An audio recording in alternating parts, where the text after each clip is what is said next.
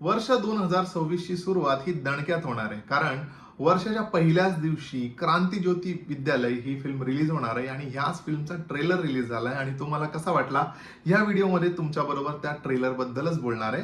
चॅनलला सबस्क्राईब करून टाका. शाळा पाडणार आहेत त्याबद्दल बोलायला जमलो होतो आपण. हा काय मुद्दा आहे तो तुमच्या लक्षात आलाय का? अतिशय सेन्सिटिव्ह असा विषय घेऊन, म्हणजे मराठी शाळा ज्या हळूहळू त्यांची संख्या कमी होत चालली आहे, त्या बंद व्हायला लागल्यात आणि शिक्षण संस्था ही कशी एक बिझनेस होऊ पावतोय आणि त्यामुळे त्याचं कसं एक भांडवल करायला लागलेत आणि शिक्षण संस्था किंवा शाळा हे कसं एक मनी मेकिंग इन्स्टिट्यूट होत चाललंय आणि अतिशय कॉर्पोरेट फील यायला लागलाय त्या शाळेबद्दल, त्या अख्ख्या एज्युकेशन बद्दल आणि मुलांना कसं त्या मुलांच्या पेरेंट्सकडनं भरपूर फी घेऊन आणि त्यांच्याकडनं हवा तेवढा पैसा उकळून कसं ह्या संस्था चालवल्या जातात आणि ते आपल्या सगळ्यांनाच माहित आहे की शिक्षण हल्ली किती महागलंय आणि त्यातच अतिशय रिलीफ, अतिशय आधार म्हणजे ह्या मराठी माध्यमाच्या किंवा गव्हर्नमेंट ज्या स्कूल आहेत त्या होत्या ज्यांना खूप फीस परवडत नाहीयेत किंवा तरीही शिक्षण हा एक बेसिक हक्क आहे आपला आणि तो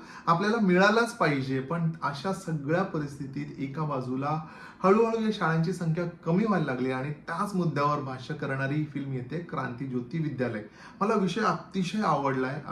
हेमंत ढोमेने लिहिलंय आणि दिग्दर्शन केलंय आणि नेहमीच एक वेगळा विषय घेऊन येतो हा माणूस आणि त्यामुळे ही विषय खूप वेगळा, मनाला इमोशनल करणारा आणि आपल्याला सगळ्यांना नॉस्टॅल्जिक करणारा आहे. मला माहित नाही किती लोक मराठी शाळेतनं शिकले असतील, पण मी स्वतः मराठी शाळेतनं शिकलेलो आहे, त्यामुळे मला हा विषय अजून जिव्हारी लागल्यासारखा म्हणता येईल. त्यामुळे मी डेफिनेटली जाऊन ही फिल्म पाहणार आहे. बाय द वे, फिल्मचा ट्रेलर अतिशय उत्कृष्ट आहे, विषय खूप वेगळा आहे आणि मग सगळेजण येऊन ही शाळा वाचवणार का आणि पुढे ह्या शाळेचं भविष्य काय असणार किंवा ही फिल्म पाहिल्यानंतर काही इम्पॅक्ट करतील का, म्हणजे ह्या ज्या शाळा हळूहळू 5 वर्षात 1000 शाळा बंद झाल्या असं ट्रेलर मध्येच सांगितलंय.